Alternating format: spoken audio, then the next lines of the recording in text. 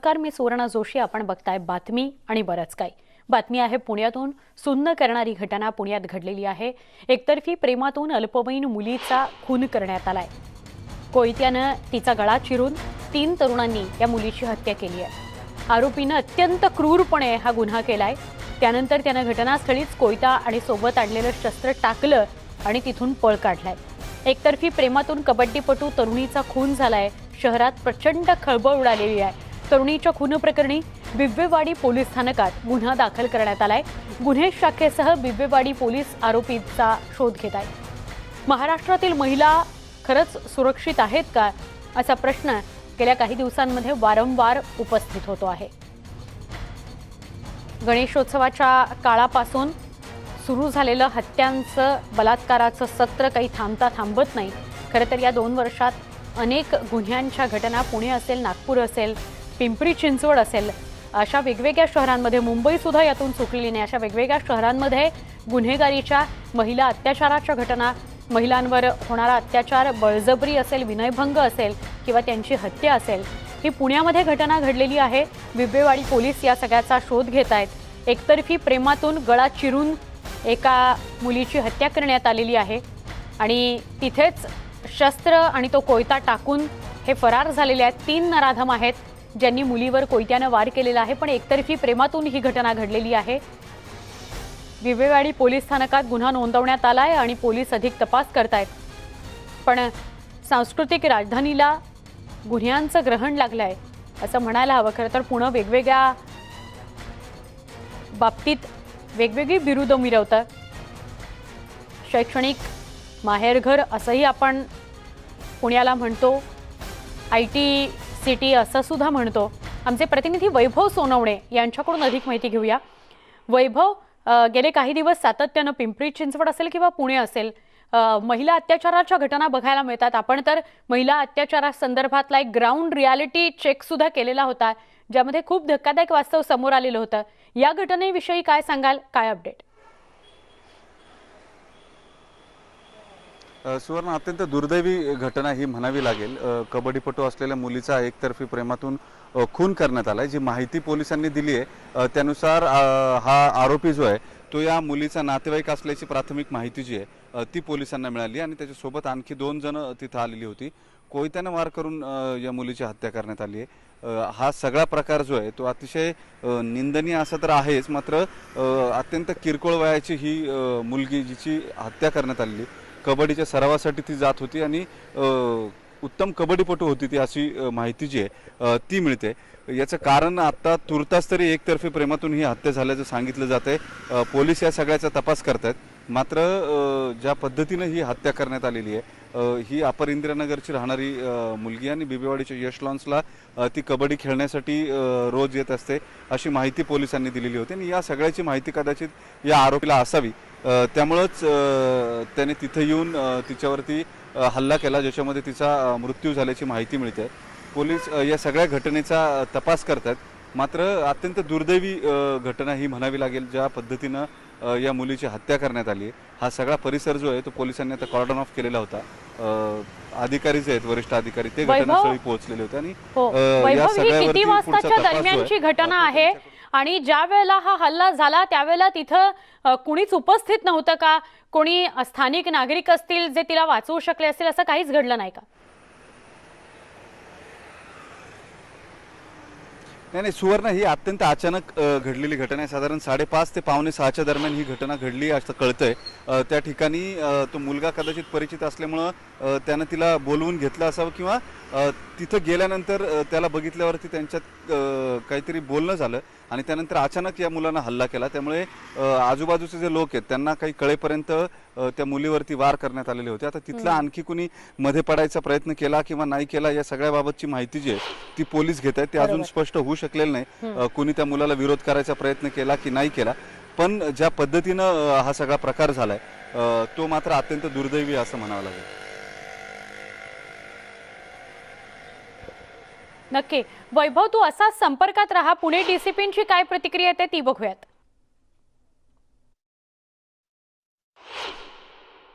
फिटनेससाठी आली होती. इथे त्यांचे कबड्डीच्या प्रॅक्टिसबरोबरच इथे त्यांची फिटनेसचे क्लासेस चालतात. तर ही मुली इतर मुलींसोबत इथे उभी असताना तिच्या ओळखीचा हे नात्यातील शुभम भागवत म्हणून आहे ऋषिकेश, तो त्याच्या 2 मित्रांचा मोटरसायकलवरून आला आणि त्यांनी तिच्यावर कोयत्याने आणि चाकूने वार केलेले आहे. त्या दोघांनी देखील या सगळ्या प्रकारामध्ये त्याच्याबरोबरीने वार केलेले आहेत. त्यानंतर तिच्यासोबतच्या मैत्रिणी होत्या त्यांना धमकावून नंतर ही लोकं पळून गेलेली आहेत. प्राथमिक याच्यातून असं दिसतं एकतर्फी प्रेम प्रकरणातून हा प्रकार घडलेला असेल. आमचा अजून तपास सुरू आहे. आरोपी निष्पन्न झालेत आणि त्यांना काही ताब्यात घेण्यात आलंय किंवा अटक आमच्या आहे सगळ्या टीम्स त्यांच्या मागे पाठवलेल्या आहेत आणि लवकरच आम्ही त्यांना घेऊन जाऊ. आणि नातेवाईकांची काय सिच्युएशन आहे कौटुंबिक आणि हे आपण माहिती घेतली असेल त्यांच्यासाठी? नातेवाईकांकडे आम्ही चौकशी केलेली आहे. ते 1-2 वर्षापूर्वी या गोष्टीचं त्यांच्या घरच्यांना देखील कळलं होतं. त्यानंतर त्या मुलाला समज देण्यात आली होती, पण आज त्यांनी हा प्रकार केलेला आहे. ही अत्यंत दुर्दैवी घटना 5:30 ते 6च्या दरम्यान घडलेली आहे आणि या मुलीचा जागीच मृत्यू झालेला आहे. तिच्या मैत्रिणींनी काही माहिती दिली आणि त्यावरून पोलीस आता तपास करत आहेत. भाजपच्या नेत्या चित्रा वाघ आपल्यासोबत आहेत. चित्रातही वारंवार अशा घटना महानगर म्हणजे मेट्रो सिटीज आपण ज्यांना म्हणतो तिथे प्रामुख्याने घडत आहेत. पिंपरी चिंचवड असो, मुंबई असो, नागपूर असो, पुण्यामध्ये ही 5:30-6च्या दरम्यान म्हणजे भर दिवसा घडलेली ही घटना आहे. चित्रात नाही, अतिशय भयानक अशी ही घटना आहे. म्हणजे आपण याला अमानवीय म्हणू की काय, पण आपण एक लक्षात घेतलं पाहिजे, पुण्यामध्ये अल्पवयीन मुलींवरचे जे हल्ले आहेत किंवा त्या जे प्रकार त्यांच्यासोबत होत आहेत हे कुठेतरी वाढताना आपल्याला दिसत आहेत. म्हणजे अजून 14.5 वर्षाच्या मुलीवरचा सामूहिक बलात्कार ते प्रकरण ताजं आहे. दुसऱ्याच दिवशी रिक्षेमध्ये एका 6 वर्षाच्या मुलीवर, आणि आता हे तर इतकं भयानक आहे की 8वीला असणारी 14 वर्षाच्या मुलीवरती अशा पद्धतीने कोयत्याने वार करून तिला संपवलंय. पोलिसांचा तपास चालू आहे. नक्की हे कशामुळे झालंय, काय झालंय, त्या गोष्टी काही दिवसात किंवा काही वेळात आपल्या सगळ्यांच्या समोर येतीलच. पण पुन्हा एकदा हे म्हणावं लागेल की कायदा सुव्यवस्था हा वाऱ्यावर गेलेला आहे. पोलिसांची भीती नाहीये. काय हिंमत होते कोणाची की कोणी जावं आणि एखाद्या 14 वर्षाच्या मुलीवर कोयत्याने वार करावे. आपण बघितलं की ठाण्यामध्ये सुद्धा कोयत्याने वार करून एका डीएमसीची बोटं तोडण्यात आली. म्हणजे कुठेतरी भीती हा जो प्रकार आहे तो कुठेतरी या विकृतांमध्ये राहिलेली नाहीये. कायद्याचा धाक राहिला नाही, पोलिसांची भीती राहिली नाही. आपण प्रत्येक वेळेला जेव्हा अशा गोष्टी होतात त्यावेळेला नेहमी म्हणत असतो आता पेट्रोलिंग वाढवलं पाहिजे, सीसीटीव्ही कॅमेरेज घेतले पाहिजेत, बाकीच्या सगळ्या गोष्टी होतात, परंतु ही विकृती ही लोकांच्या मनामधून बाहेर काढणं किंवा पोलिसांचा धाक असणं, कायद्याचा धाक असणं जो आता दिसत नाही. आणि त्यामुळे मला असं वाटतंय की या घटना वारंवार होताना दिसत आहेत आणि याची पुनरावृत्ती होताना दिसते, जे अतिशय दुःखद आहे आणि अतिशय गंभीर सुद्धा आहे. चित्रातही आता तुमच्याशी बोलताना सुद्धा किंवा तुम्ही काही प्रतिक्रिया देताय तेव्हा अंगावर काटा येतोय, कारण तुमच्यासारख्या सगळ्या वेगवेगळ्या पक्षातल्या महिला अग्रेसिव्ह होऊन सुद्धा या विषयांवर बोलतायत. या मागच्या म्हणजे लॉकडाऊन नंतरच्या या 1.5-2 वर्षांमध्ये असे गुन्हेगारीचे प्रकार वाढलेत, महिलांवरचे अत्याचार वाढलेत, विकृती वाढली असं आपल्याला वाटतं? पण तुम्ही बघितलं असेल की लॉकडाऊनच्या काळामध्ये सुद्धा डोमेस्टिक व्हायलन्स बरोबरच 376च्या पॉक्सोच्या केसेस या मोठ्या प्रमाणामध्ये वाढलेल्या आपल्याला दिसत आहेत. आणि खरं तर आज मला एक महिला म्हणून, एक स्त्री म्हणून, एक राजकीय कार्यकर्ता म्हणून स्वतःला इतकं हतबल वाटतंय की आपले हात किती तोकडे आहेत की आपण ज्या गोष्टी अजूनही ज्याचा अवेअरनेस समाजामध्ये व्हायला पाहिजे तो कुठेतरी होताना दिसत नाहीये. आणि त्याच्यामुळे आणखीन कितीतरी काम करणं आपल्याला गरज आहे. आपल्याला त्या ठिकाणी जाऊन लोकांमध्ये याचं प्रबोधन करणं गरजेचं आहे. आम्ही नेहमी म्हणतो की ज्या वेळेला विरोधी पक्ष म्हणून आम्ही आमची भूमिका मांडत असतो त्यावेळेला सरकार पक्षातली लोक म्हणतात की हे राजकारण करतात, पण हा राजकारणाचा विषय नाही. आम्ही सगळ्या बाजूनी सरकारच्या सोबत आहोत, त्यांच्या हातात हात घालून या विषयावरती काम करायला सोबत तयार आहोत. परंतु त्या पद्धतीचा एक ऍक्शन प्लॅन संपूर्ण महाराष्ट्रामध्ये आपल्याला राबवायला पाहिजे. या घटना महानगरातच होत आहेत असं अजिबात नाहीये.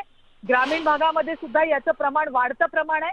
आत्ताच थोड्या वेळापूर्वी कोल्हापूरची एक बातमी त्या ठिकाणी आलेली आहे आणि त्याच्यावरती म्हणजे जर तुम्ही बघाल तर एकंदरीतच नक्की राज्यामध्ये ही विकृती फोफावताना दिसते. आज खरं तर नवरात्रीचे दिवस आहेत आणि खरोखर दुर्गेचं रूप घेऊन या महिषासूर सगळे जे आहेत त्यांचं मर्दन करण्याची वेळ आली आहे.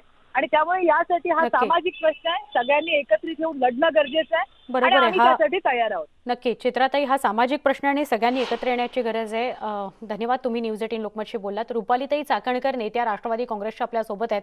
रुपालीताई, पुण्यामध्ये पुन्हा एक असा हिंसाचार समोर आलाय. एका 14 वर्षाच्या आणि कबड्डीपटू मुलगी आहे, तिच्यावर वार करून तिला संपवलं गेलंय. अतिशय दुर्दैवी अशी घटना आहे. यामध्ये ही कबड्डीपटू आहे आणि तिच्या खेळाचा सराव करण्यासाठी ती खरं तर त्या एशलॉन्स मध्ये आली होती आणि ज्यांनी हिच्यावरती वार केलेला आहे तो मुलगा हा 22 वर्षाचा आणि विशेष म्हणजे नात्यातला आहे, ओळखीचा आहे. या घटना ज्यावेळेस एकतर्फी प्रेमातून घडतात की समोरची व्यक्ती मला जेव्हा माझ्या प्रेमाला हो म्हणत नाहीये, मला होकार देत नाहीये, मला प्रतिसाद देत नाहीये, तेव्हा तिला संपवण्याची ही मानसिकता किती क्रूर पद्धतीची आहे. म्हणजे अक्षरशः तळपायाची आग मस्तकात जातीये. स्त्रीकडे कायम पाहताना एक उपभोग्य वस्तू म्हणून पाहिलं जाते की ती मला मिळाली पाहिजे आणि नाही मिळाली तर मी तिला जाळून टाकणार, नाही मिळालं तर मी तिला संपवून टाकणार. पण रुपालीताई, आपल्याला पण असं जाणवतंय की कायद्याचा काही धाक राहिलेला नाहीये. कायदा त्यांच्या पद्धतीने काम करतोय, पण आता याच्यामध्ये हे संस्काराची गरज कुठेतरी आहे. आपल्याला सगळ्यांना समाज म्हणून एकत्र येणं गरजेचं आहे. एका बाजूला नवरात्रीचा उत्सव चालू आहे, 9 दिवस मखरात बसून आपली पूजा केली जाते, आरती केली जाते.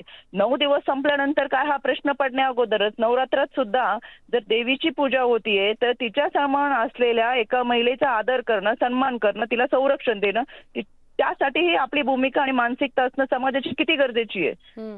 पण रुपालीजी, आपण आपलं राज्य रुपालीजी, कायद्याचं राज्य मागच्या आहे, काही निश्चितपणाने कायदे सुद्धा कडक आहेत, पण त्याची अंमलबजावणी होत असताना माणसांमध्ये इतकी विकृती येते कुठून, आणि याच्यासाठी आपल्याला सगळ्यांना समाज म्हणून काम आहे. त्याला शिक्षा होईल, कायदा त्यांचं काम करेल, पोलीस प्रशासन त्यांचं काम करेल, पण घटना घडून गेल्यानंतर पुन्हा आपण कॅन्डल मार्च करणार का? पुन्हा आपण त्याच्यासाठी मोर्चा काढणार का? पुन्हा आंदोलन करणार का? पोलीस प्रशासन पण महिलांच्या प्रश्नाविषयी सरकार गंभीर नाही का? कारण आपण गणपती बसणं म्हणजे मागच्या काही दिवसांमध्ये सुद्धा रुपालीताई, आपण न्यूज 18 लोकमतच्या प्लॅटफॉर्मवर याच विषयी बोललो आहोत आणि खरं तर तुम्ही काय, चित्राताई काय, तुम्ही सगळ्याच महिला कार्यकर्त्या अग्रेसिव्ह होऊन पुढे येऊन याविषयी बोलताय, पण सरकार गंभीर नाही. या महिलांवरच्या अत्याचारांवर त्यांना रोख कशी लावायची यावर काही प्रयत्न? सरकारने या घटना घडत असताना किंवा घडलेत म्हणून नाही तर प्रत्येक पोलीस स्टेशनला त्यांनी निर्भया पथक स्थापन केलेले आहेत, महिला दक्षता कमिटी स्थापन केलेल्या आहेत, ते त्यांच्या पद्धतीने काम करतात. पण याही पलीकडे जाऊन समाज म्हणून आता आपल्याला एकत्र येणं फार गरजेचं आहे आणि आम्ही त्याच्यासाठी राष्ट्रवादी महिला काँग्रेस पक्ष असेल, महिलांच्या माध्यमातून सुद्धा आम्ही सातत्याने महिलांना मदत करण्यासाठी दक्षता कमिटीच्या माध्यमातून काम करतोय. पण ही सगळी यंत्रणा कामाला लागलेली असताना सुद्धा ही विकृती इतक्या मोठ्या प्रमाणात वाढते, याचा सुद्धा आपण सगळ्यांनी एकत्र येऊन विचार करणं आणि निश्चितपणाने NGO असतील, वेगवेगळ्या संस्था असतील, यामध्ये आपण सगळेजण एकत्र येऊन समाज म्हणून काम करणं फार गरजेचं आहे असं मला वाटतं. रुपालीताई, एक शेवटचा संदर्भात एक शेवटचा प्रश्न फक्त विचारते. ही जी आता घटना घडली आहे ही संध्याकाळच्या सुमारास साधारण 5:30-6च्या दरम्यान म्हणजे भर दिवसा घडलेली घटना आहे आणि DCPची प्रतिक्रिया आली आहे, पण आपण स्वतः बिबवेवाडी पोलीस स्थानकात कुणाशी बोललात का? काही आपल्याला अधिक माहिती मिळाली? हो, मी स्वतः DCP नम्रता पाटील यांच्या संपर्कात आहे. त्या स्वतः तपास करतात, त्या स्वतः त्या ठिकाणी आहेत आणि यामध्ये तपास केल्यानंतर त्यांचा तपास चालूच आहे. कडक कारवाई या आरोपीवरती निश्चितपणाने होणार, याच्यात काही शंका नाही आणि मी सातत्याने त्यांच्या संपर्कात आहे. थोड्या वेळात मी तिथे पोहोचते देखील. नक्की. रुपालीजी, आभार, आपण न्यूज 18 लोकमतला प्रतिक्रिया दिलीत त्याबद्दल. रुपाली चाकणकर राष्ट्रवादी काँग्रेसच्या आपल्याबरोबर उपस्थित होत्या नेत्या आणि त्या स्पष्टपणे आपल्याला अशी प्रतिक्रिया देत होते की आता महिला म्हणून सगळ्या पक्षातल्या एकत्र येण्याची गरज आहे आणि या विषयावर राजकारण होऊ नये अशी अपेक्षा सुद्धा त्यांनी व्यक्त केलेली आहे. वैभव सोनवणे आमचे प्रतिनिधी आपल्यासोबत आहेत. वैभव, चित्रा वाघ काय किंवा रुपाली चाकणकर काय यांनी दिलेली प्रतिक्रिया आपण पाहिली असेल, आतापर्यंतचं या केसमधला काही अपडेट कळू शकलंय? जो आरोपी आहे त्याचं नाव निष्पन्न झालं असं कळते, भागवत नाव आहे आणि या मुलीचा तो नातेवाईक आहे अशी माहिती मिळते. एकतर्फी प्रेमातून त्यानं ही हा सगळा प्रकार जो आहे हल्ल्याचा तो केला असल्याची माहिती मिळते. या सगळ्या प्रक्रियेमध्ये एक लक्षात घ्यावं लागेल, राजकीय प्रतिक्रिया असतील किंवा त्या एकमेकांच्या विरोधात असतील, कशाही असतील, जे या अशा पद्धतीचे हल्ले होतात महिलांवरती, NCRBचा जो डेटा सांगतो जवळपास 98% हल्ले हे महिलांवरती परिचितांकडून होतात किंवा शोषणाचे प्रकार जे आहेत ते सुद्धा परिचितांकडून होतात. केवळ 2% या घटना ज्या आहेत त्या अशा असतात ज्याच्यामध्ये आरोपी हे पीडितेच्या ओळखीचे नसतात आणि इतर 98% ते नातेवाईक असतात, तुमच्या आसपासचेच असतात, रोज दिसणारे असतात, सोबत काम करणारे असतात किंवा अनेक प्रकारचे हे सगळे आरोपीच आहेत, ते ओळखीच्या दृष्टीतून आलेले असतात. या सगळ्या एकूण घटनेवरती आता पोलिसांची गुन्हे शाखा सुद्धा काम करते. पोलिसांकडून जी माहिती मिळाली त्यानुसार गुन्हे शाखेची काही पथकं जी आहेत ती आरोपींना आणायला रवाना केली आहे. नातेवाईकांकडे चौकशी त्याच वेळेस पोलिसांनी सुरू केली आहे या सगळ्या प्रकाराची. किती वेळामध्ये आरोपी पोलिसांच्या ताब्यात येतात हे पाहणं महत्त्वाचं ठरणार आहे. मात्र स्थानिक ही घटना घडत असताना काही स्थानिकांनी तिथे या मुलीच्या मैत्रिणी ज्या खेळत होत्या त्यांनी ही सगळी माहिती जी आहे ती पोलिसांना दिलेली होती. कदाचित या मैत्रिणींना या मुलांची माहिती होती, याचा अर्थ ही मुलं रोज या मुलीचा पाठलाग करत असावीत किंवा तिथे येत असावीत. यापूर्वी तिच्या मैत्रिणींनी त्यांना बोलताना किंवा तिनं त्यांना सांगितलेलं असावं हे त्रास देतात किंवा पाठलाग करतात किंवा इतर काही प्रकारची माहिती. बरोबर. वैभव, तू असाच सोबत राहा. भाजपचे नेते अतुल भातखळकर आपल्या सोबत आहेत. अतुलजी, पुन्हा एक पुण्यामध्ये अत्यंत गंभीर घटना समोर येते. 14 वर्षाची कबड्डीपटू आपल्या प्रॅक्टिसवरनं बाहेर पडली आणि घरी जाण्याच्या आधीच तिच्यावर हल्ला झाला. तिघांनी हा हल्ला केलाय आणि जागीच तिचा मृत्यू झाला. नाही, केवळ दुर्दैवी घटना नाहीये, तर अत्यंत संतापजनक अशा स्वरूपाची घटना आहे. आणि अशा स्वरूपाच्या घटना आता वारंवार होत आहेत असं म्हणणारी अर्थ नाहीये, रोज होत आहेत महाराष्ट्रात. पण महाराष्ट्राचे गृहमंत्री आहेत कुठे? ते ड्रग माफियांवर आरोप करणारे, ड्रग माफियांना वाचवण्याकरता वानखेडेंवर आरोप करणाऱ्या नवाब मलिकांचं संरक्षण करण्यात गृहमंत्री मग्न आहेत. जर का गृहमंत्रीच एनसीबीच्या अधिकाऱ्यांच्या संरक्षण द्यायला तयार नसतील तर मला वाटतं राज्याची अशीच परिस्थिती होईल आणि त्यावेळी राज्यातली कायदा सुव्यवस्था ही पूर्णपणे रसातळाला पोचली असल्याचं हे निदर्शक आहे. ताबडतोब या लोकांना अटक केली पाहिजे आणि विशेष न्यायालयात त्यांच्यावर खटला भरण्याची आवश्यकता आहे. अतुलजी, वारंवार अल्पवयीन मुलींवरच अत्याचार वाढतायत. पिंपरी चिंचवड, नागपूर, मुंबई असेल, पुणे असेल, आपल्याला असं वाटतं अक्षरशः कायद्या आणि सुव्यवस्थेचे धिंडवडे निघतायत? 100% धिंडवडे निघतायत. आणि मी सुरुवातीपासून हे सांगतोय, पोलिसांमध्ये कुठल्याही स्वरूपाचं आता जबाबदारीची जाणीव राहिलेली नाहीये. कारण बदल्यांमध्ये अतोनात भ्रष्टाचार आहे. पोस्टिंग कुठलंही असेल, मग ते टीपी लेवलचं असेल, डीसीपीचं असेल किंवा PSI PI लेवलचं असेल, या सगळ्यामध्ये खुले आम पैसे घेऊन बदल्या केल्या जात आहेत. त्यामुळे पोलीस फक्त सरकारच्या सांगण्यावरून वसुलीत गुंग आहेत आणि यांच्या मंत्रिमंडळात अनेक शक्ती कपूर आहेत आणि त्यांचं समर्थन ते राष्ट्रवादीचे प्रदेश अध्यक्ष करतात, राष्ट्रवादीचे सर्वात ज्येष्ठ नेते करतात. आणि त्याच्यामुळे जिथे सत्ताधारी लोकांकडनं स्त्रियांना कुठलाही सन्मान मिळत नसते त्या राज्यामध्ये अशाच प्रकारची परिस्थिती उद्भवेल असं माझं मत आहे. आणि त्यामुळे खरं तर हस्तक्षेप करून या सगळ्या प्रकरणामध्ये सुधारणा करण्याची नितांत गरज आहे. अतुलजी, एकच प्रश्न फक्त शेवटचा. अशा घटना घडल्यानंतर तातडीनं लगेचच आरोपींना पकडलं जाईल, त्यांना कोर्टासमोर हजर केलं जाईल, शिक्षाही होईल. पण अशा घटना घडू नयेत, असे आरोपी घडू नयेत किंवा अशा गोष्टी करायला धजावणार नाहीत लोक. अशा प्रकारे काही होताना दिसत नाही, पावलं उचलली जाताना दिसत नाहीत सरकारकडनं. याची कारणं काय वाटतात आपल्याला? मी सांगितलं शक्ती कायदा हे आणणार होते ना, पण याच पुण्यामध्ये उपमुख्यमंत्री काय बोलले, शक्ती कायदा आणताना पुरुषांवर अन्याय होणार नाही याची आम्ही काळजी घेतो. कधीतरी मनुष्य बोलताना आपल्या मनातलं खरं बोलून जातो ना. आणि म्हणून मी सांगतोय, अनेक शक्ती कपूर या मंत्रिमंडळातच आहेत. शक्ती कायद्याचं विधेयक जेव्हा मंत्रिमंडळामध्ये 1.5 वर्षापूर्वी पारित करण्याकरता आलं होतं तेव्हा मंत्रिमंडळातल्या सदस्यांनी विरोध केला, कारण या मंत्रिमंडळामध्ये अनेक शक्ती कपूर आहेत. आता मंत्रिमंडळाचे शक्ती कपूर आहेत, त्यांनाच मुख्यमंत्री पाठीशी घालतायत, मग पोलिसांना कोणाचा धाक राहील? आणि महिलांवरच्या अत्याचारांच्या विरोधामध्ये कठोर पावलं कशी उचलली जातील? आजही संजय राठोड उजळ माथ्याने वावरतायत. वर्ष होत आलं, साधा FIR नाही या मंत्र्याच्या विरोधात. दुसरा एक मंत्री त्याच्या विरोधात एक महिला गावोगाव हिंडती आहे, त्यांना संरक्षण आहे. आणि त्याच्यामुळे हे शक्ती कपूर लोकांचं मंत्रिमंडळ आहे. आणि शक्ती कायदा तातडीने आणला पाहिजे असं आमचं मत आहे. नक्की अतुलजी, आभार. आपण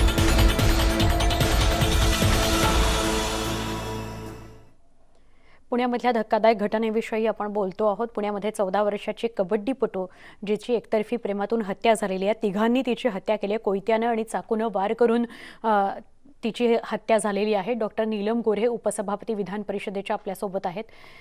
नीलमताई, पुन्हा एकदा महाराष्ट्र हादरलाय. ही धक्कादायक घटना पुण्यामधून समोर येते. अत्यंत दुःखदायक आणखीन अस्वस्थ करणारी घटना आहे. पण मुळामध्ये हे जे एकतर्फी प्रेमातून असे हल्ले करणारे जे असतात अपप्रवृत्ती, तर ते सातत्याने त्यांचं एकच रानटी पण नाही मी म्हणणार, कारण पशु सुद्धा असे वागत नाही. अशा पद्धतीने एक दबंग प्रवृत्ती त्यांची दिसून येते. या आरोपींना अटक तर ताबडतोब होईलच, परंतु प्रश्न खरा असा आहे की 14 वर्षाची मुलगी आहे. अशा वेळेला तिने प्रेमाला होकार द्यावा, सगळं स्वतःचा अभ्यास कामं सोडून, आणि अशी अपेक्षा ठेवल्यावर परत अत्यंत निर्घृणपणाने तिची हत्या करणं म्हणजे खरोखर आपण एका बाजूला देवीचा उत्सव करतोय, परंतु ज्याला आपण म्हणू की समर्थ रामदास स्वामींनी शब्द वापरलाय की काही लोक पाषाणासारखे असतात, तर तशा पद्धतीची ही माणसं गुन्हेगार आहेत आणि पोलिसांनी त्याच्यात कडक ऍक्शन घेतली. परंतु आजच माझं काही पोलीस अधिकाऱ्यांशी पुण्यातल्या बोलणं झालेलं आहे आणि त्यांना मी सुचवलेलं आहे की तुम्ही लोकल स्तरावरती म्हणजे बीट स्तरावरती पोलीस चौकीच्याही अंडर त्या ठिकाणी काही असुरक्षिततेचे मुलींचे प्रश्न असतील तर तिथे मदतीची सेवा कशी आपल्याला अधिक सक्षम करता येईल हे महत्वाचं आहे. तिला काही याच्याबद्दल थोडा संशय आला होता का किंवा तिची काही तक्रार होती का याची पण मी माहिती घेते. परंतु एका मुलीचा जीव आपल्या नवरात्र उत्सवामध्ये एका बाजूला आपण देवीची प्रार्थना करत असताना हे जिवंत दैत्यच म्हणायचे असे वर्तन करतायत, त्यांना कायद्याच्या माध्यमातूनच शिक्षा होणं हेच आपल्याकडून अपेक्षा असणार आहे. परंतु अजून काही कोणाला त्रास होत असतील मुलींना किंवा छळ होत असेल किंवा अजून काही प्रश्न होत असेल तर त्यांनी जरूर पोलिसांकडे आणि आमच्याशी संपर्क साधावा. तिच्या कुटुंबियांच्या दुःखात आम्ही सहभागी आहोत. परंतु या प्रकारनी वागणारे जे मुलं आहेत त्यांच्या पालकांनी त्यांना वाचवण्याचा परत प्रयत्न करणं म्हणजे अजून फार मोठी निर्लज्जपणाची परिसीमा होईल असं मला वाटतं. आणि त्याच्यामुळे त्या मुलीच्या बद्दल अजून काही अपप्रचार कोणी केला तर त्यांच्यावरती सुद्धा प्रतिबंधात्मक कारवाई केली पाहिजे असं माझं मत आहे. नक्कीच. नीलमताई, कायदा आणि सुव्यवस्थेचे मात्र धिंडवडे निघतायत असं वाटतं आपल्याला, कारण आपण याआधी सुद्धा एक दोनदा न्यूज 18 लोकमतवर बोललो आहोत. अशाच घटनांच्या अनुषंगाने गणपतीपासून अल्पवयीन मुलींवर अत्याचार प्रामुख्याने या 1-1.5-2 वर्षात वाढलेत असं सुद्धा वाटतं का? एक आहे झालेलं की सगळ्याच जगामध्ये सायबर क्राईम आणि अल्पवयीन मुलींवरचं अपहरण आणि अत्याचार एक कोरोनाच्या काळानंतर ज्या क्षणी एक ते बंद पडलेलं असं थोडंसं एक ज्या भावना होत्या त्याला एक असा उद्रेक झाल्यासारखा दिसतो आहे. परंतु पुणे शहरातली नुकतीच मी आढाव्याची बैठक घेतली तर अपहरणाच्या ज्या केसेस आहेत किंवा मुली मिसिंग झाल्याच्या त्या प्रत्येक केसमध्ये जवळजवळ 80-90% मुली परत कुटुंबात आलेल्या आहेत. परंतु मी त्यांना सांगितलंय, महाराष्ट्राच्या पोलिसांना मी आपल्या मार्फत जरूर विनंती करणार आहे की ज्या ज्या मुली अशा मिसिंग होऊन आल्या असतील परत त्या आज कशा आहेत, परत त्यांना कोणी त्रास देत आहे का, परत त्यांचं अपहरण व्हायची शक्यता आहे का, त्यांच्यावर हल्ला व्हायची शक्यता आहे का, याचा आढावा सुद्धा ठिकठिकाणचे भरोसा असेल आणि डीसीपी क्राईम यांनी घ्यावा असं मी निर्देश ऑलरेडी दिलेले आहेत. परंतु माझी गृहमंत्र्यांना आणि संबंधित सर्व पोलीस अधिकाऱ्यांनी सूचना राहील की खास त्यांनी नवरात्रीच्या मध्ये पुढच्या आठवड्याभरामध्ये याबद्दलचा सुद्धा आढावा त्यांनी त्यांच्या बाकीची कर्तव्य सांभाळून जरूर घेतला पाहिजे. नीलमताई, तुम्ही कायमच प्रयत्न करण्यावर भर देता. एकच शेवटचा थोडक्यात प्रश्न विचारते. मुलांवर म्हणजे मुलांचं मानसिक आरोग्य सुधारण्याकरता किंवा त्यांचं जडणघडण नीट होण्याकरता काही योजना किंवा उपक्रम राबवले पाहिजेत असं वाटतं? हो, निश्चितपणाने मला असं वाटतं. आणि याच्यात समाजाचं नेतृत्व करणारे जे घटक आहेत विशेषतः पुरुष वर्गामधले, मग ते लोकप्रतिनिधी असतील किंवा सामान्य इतर क्षेत्रांमधले लोक असतील, त्या सगळ्यांनी या तरुण मुलांना की त्यांनी काहीतरी दबंगपणा करून आततायीपणे करण्याचं उदात्तीकरण करण्यापेक्षा त्यांनी स्त्रीशी माणूस म्हणून वागलं पाहिजे. नाही देवी नाही दासी समान स्थान हवे आम्हासी, ही भूमिका पुरुषांना जर का त्यांच्या मनामध्ये आणि बुद्धीपर्यंत शिरली तर खऱ्या अर्थाने आपला समाज शहाणा झालाय असं म्हणता येईल. नक्की. नीलमताई, आभार. आपण न्यूज 18 लोकमतशी बोललात.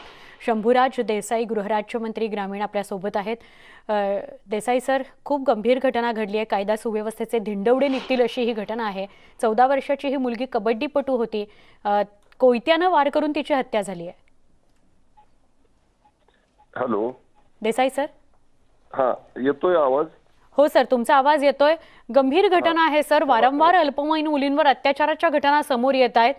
पुण्यामध्ये भर संध्याकाळी 5:30-6च्या दरम्यान ही घटना घडली आहे सर. तुम्ही काय सांगाल याविषयी? ही अत्यंत दुर्दैवी घटना आहे.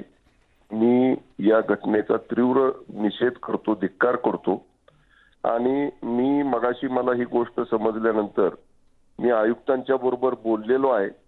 आपण गुन्हा सुद्धा नोंद केलेला आहे. पण मी एवढंच सांगेन की जे कोणी ह्याच्यात आयडेंटिफाय होतील, आम्ही आता सगळ्या बाजूनी आमच्या टीम त्याच्यासाठी रवाना केलेल्या आहेत. हो त्या व्यक्तीला देसाई सर, एक अपडेट येतंय तेवढं फक्त सांगते. 3 आरोपी होते, त्यापैकी 2घांना ताब्यात घेण्यात यश आलेलं आहे अशी आत्ता या घडीला माहिती मिळतीये. पण ही गंभीर घटना आहे. एखादा गुन्हा घडून गेल्यानंतर आरोपी पकडले जातील, त्यांना शिक्षा सुद्धा होईल. पण गृहराज्यमंत्री म्हणून आपल्याला असं नाही वाटत की कायदा सुव्यवस्थेचे अक्षरशः धिंडवडे निघतायत? नाही, हे बघा, मी मगाशी सुद्धा सांगितलं की ही घटना दुर्दैवी आहे. पण आता आपण पाहिलं 6च्या दरम्यान घडलेली ही दुर्दैवी घटना आणि आता 7:15-8:30 पर्यंत आपण त्यातले 3 पैकी 2 आरोपी पकडले. आमची टीम त्याच वेळी ही घटना समजल्या आम्ही ही अत्यंत गांभीर्याने घेतलेली आहे. आणि आमच्या पोलिसांनी 2 संशयितांना तर पकडलेलंच आहे. एक सुद्धा जो राहिलाय ना, जो कोणी असेल, आम्ही निश्चित मी आपल्याला सांगतो की कुठल्याही परिस्थितीत कुठं असेल तिथनं त्याला आम्ही शोधून तर काढू. पण अशा पद्धतीनं कोयत्यानं एका 14 वर्षाच्या अल्पवयीन मुलीवर हल्ला करणं ही विकृत मनोवृत्ती आहे या मुलांची. ही अशा पद्धतीची मनोवृत्ती असणारी ही जी विकृत स्वभावाची मुलं आहे, यांना निश्चितपणानं आम्ही कठोर कारवाई, कठोर शिक्षा तर करूच. म्हणजे मी आपल्याला नक्की सांगेन की सर्व बाबी या घटनेतल्या, या गुन्ह्यातल्या आम्ही सगळ्या शोधून काढू, सगळ्या समोर आणू, तपासामध्ये त्या सगळ्या घेऊ आणि कुठल्याही परिस्थितीमध्ये ही मुलं यांना कठोरातली कठोर न्यायालयामार्फत शिक्षा होईल याच्यासाठी आमचं पोलीस दल निश्चितपणानं वॉर फुटिंगवर आणि अतिशय सिरियसली काम करेल. आणि आपण जे म्हटला की अशा घटना वारंवार घडतायत, याच्याकरता मी आपल्या माध्यमातून एवढंच राज्यातल्या जनतेला सांगू शकेन की आपण आता या नवरात्र उत्सव असेल, गणेश उत्सव असेल, जेव्हा जास्त लोक रस्त्यावरती असतात, अशा वेळी आपण पोलिसांचं पेट्रोलिंग सुद्धा, गस्तीचं प्रमाण सुद्धा वाढवलेलं आहे. आपण अशा गर्दीच्या ठिकाणी किंवा विशेषतः जिथं समजा असं लोनली ठिकाण असेल तर आमचे पोलीस पेट्रोलिंग करतात. आम्ही त्यांना 2 चाकी, म्हणजे ज्याला आपण दुचाकीवरनं आम्ही बीट मार्शल म्हणतो, तसे मार्शल सुद्धा त्यांना 2 चाकी गाड्या देऊन आम्ही त्यांना सुद्धा नॅरो रस्त्यामध्ये पाठवून त्याच्यावर आपण सतत पोलीस आमचे फील्डवर असतात. पण तरी सुद्धा कुठंतरी नजर चुकवून आणि असं काहीतरी पाळत ठेवून ह्या ज्या मुलांनी हे. पण शंभूराज देसाई, असा आरोप करतायत अतुल भातखळकर की तुमच्या मंत्रिमंडळामध्ये खूप सारे शक्ती कपूर असल्या कारणाने तुम्ही शक्ती कायदा आणत नाहीत. हे माननीय भातखळकरजी हे विधिमंडळातले सदस्य आहेत. त्यांना माहिती आहे की आम्ही पाठीमागच्या अधिवेशनामध्ये शक्ती कायद्याचं प्रारूप हे सभागृहावरती टेबल केलेलं होतं, सभागृहाच्या पटलावर ठेवलेलं होतं. आणि मी त्या समितीमध्ये, म्हणजे त्या शक्ती कायद्याचं प्रारूप तयार करताना तत्कालीन गृहमंत्री, मी स्वतः आणि आमचे शहर विभागाचे राज्यमंत्री बंटी पाटील साहेब, आम्ही सगळ्यांनी बसून महिला संघटनातल्या पदाधिकाऱ्यांच्या बरोबर वेगवेगळ्या भरपूर बैठका घेऊन त्यांचे त्याच्यामध्ये जे काही सजेशन्स होती ती घेऊन महिला लोकप्रतिनिधीला विचारात घेऊन अतिशय कडक, देशातला सगळ्यात कडक शक्ती कायदा हा आपण त्याचं प्रारूप तयार केलेला आहे. आणि ते आता भातखळकरजींना माहिती आहे, विधिमंडळाच्या संयुक्त समितीकडे आहे. अजून त्या विधिमंडळाच्या माननीय संयुक्त समितीला नक्की म्हणजे शंभूराज देसाई असं म्हणायला हवं की शक्ती कायदा लवकरात लवकर येईल, महाराष्ट्रामध्ये तो लागू होईल. नक्की बरं का. आपण अतिशय अभ्यासपूर्ण तो शक्ती कायदा त्याचं प्रारूप बनवलेला आहे आणि तो अत्यंत कडक अशा पद्धतीचा कायदा आहे. एकदा विधिमंडळाच्या संयुक्त समितीनं तो अप्रूव्ह केला, तो विधिमंडळाकडे दिला की त्याच्या बाबतीत विधिमंडळाच्या दोन्ही बाजूच्या सर्व सदस्यांचं त्याच्यावरती एकमत आहे. विशेषतः महिला सदस्यांचा आग्रह आहे की हा लवकर आला पाहिजे. संयुक्त समितीकडनं विधिमंडळाच्या तो आल्यानंतर राज्य सरकार तो लवकरात लवकर अंमलात आणण्यासाठी जे जे करावं लागेल ते करण्याची आमच्या गृह विभागाची महाविकास आघाडी सरकारची तयारी आहे. नक्की. शंभूराज देसाई, खूप खूप आभार. आपण या सगळ्या प्रकरणावरही प्रतिक्रिया दिलीत आणि शक्ती कायद्यासंदर्भात सविस्तर प्रतिक्रिया देऊन आश्वस्त सुद्धा केलेला आहेत महाराष्ट्राच्या जनतेला. धन्यवाद. गृहराज्यमंत्री शंभूराज देसाई आपल्यासोबत होते. महाराष्ट्र अक्षरशः या घटनेनं हादरलेलं आहे. या पुण्यातल्या अल्पवयीन मुलीच्या हत्या प्रकरणामध्ये 3 आरोपी होते, त्यापैकी दोघांना ताब्यात घेण्यात आलेलं आहे. त्यांची चौकशी सुरू आहे. ही या घडीची सगळ्यात मोठी बातमी आहे.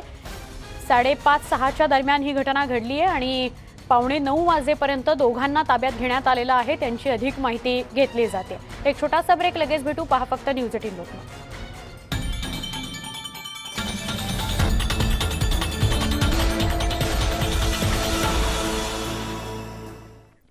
पुण्यातली धक्कादायक बातमी जिच्याविषयी आपण बोलतो आहोत. एका 14 वर्षाच्या कबड्डीपटू मुलीचा खून झालेला आहे. तिघांनी तिची हत्या केली. ती कबड्डीच्या प्रॅक्टिसला गेलेली होती. तिथून बिब्बेवाडी परिसरामध्येच ती आपल्या घरी येत असतानाच त्याच परिसरात बाईकवरून आलेल्या तिघांनी कोयत्याने आणि चाकूने वार केले आणि तिची हत्या केलेली आहे. एकतर्फी प्रेमातून ही घटना घडली अशी माहिती मिळते. यापैकी म्हणजे तिघांपैकी दोघांना ताब्यात घेण्यात आलंय अशी ही माहिती आपल्यापर्यंत पोहोचतेय. मात्र अल्पवयीन मुलीच्या हत्येनं पुणे हादरलेलं आहे. तिच्याबरोबर तिच्या काही मैत्रिणी होत्या ज्यांनी या सगळ्या संदर्भातली माहिती DCP नम्रता पाटील आणि त्यांच्या टीमला दिली आणि त्यावरून पोलिसांनी आपल्या टीम्स तयार केल्या आणि दोघांना ताब्यात घेण्यात आलं आहे अशी माहिती मिळते आहे. पण वारंवार अशा अल्पवयीन मुलींवरच्या अत्याचाराच्या घटना समोर येत आहेत. पुणे त्या घटनेनं हादरलेलं आहे. ही 8वीतली मुलगी आहे जिची हत्या झालेली आहे. एका बाजूला नवरात्रींचा उत्सव आपण साजरा करतो आहोत, देवीची पूजा अर्चना करतो आहोत आणि दुसरीकडे एका 14 वर्षाच्या अल्पवयीन मुलीची हत्या झाल्याची घटना घडली आहे. एक छोटासा ब्रेक घेऊन लगेच भेटूया. पहा फक्त न्यूज 18 लोकमत.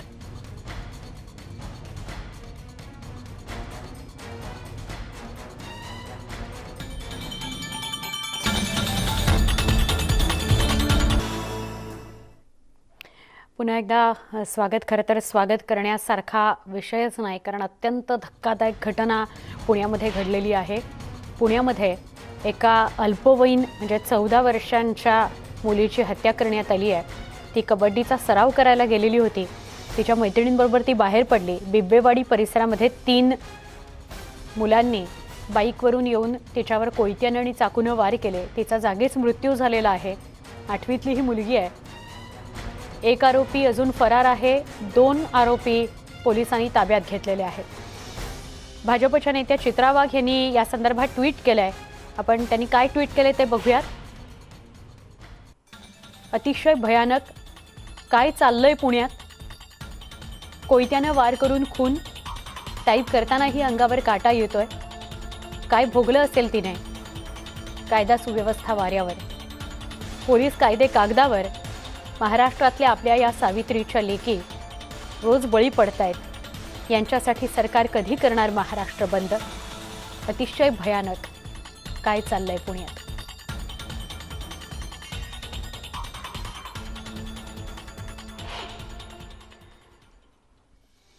पुण्यामध्ये अल्पवयीन मुलीवर कोयत्यानं वार करून तिची हत्या करण्यात आली आहे. संध्याकाळी साधारण 5:30-6च्या दरम्यान ती तिच्या कबड्डीचा सराव करून आपल्या मैत्रिणींबरोबर परत येत होती. बिब्बेवाडीमध्ये ही घटना घडली आहे. बिब्बेवाडीत ती सराव करून बाहेर पडली आणि त्याच परिसरामध्ये तिघांनी बाईकवरून येत तिच्यावर कोयत्यानं वार केले. एकतर्फी प्रेमातून ही घटना घडलेली आहे. जागीच त्या मुलीचा मृत्यू झालेला आहे. दोघांना आत्ता ताब्यात घेण्यात आलेला आहे. एक आरोपी अजूनही फरार आहे.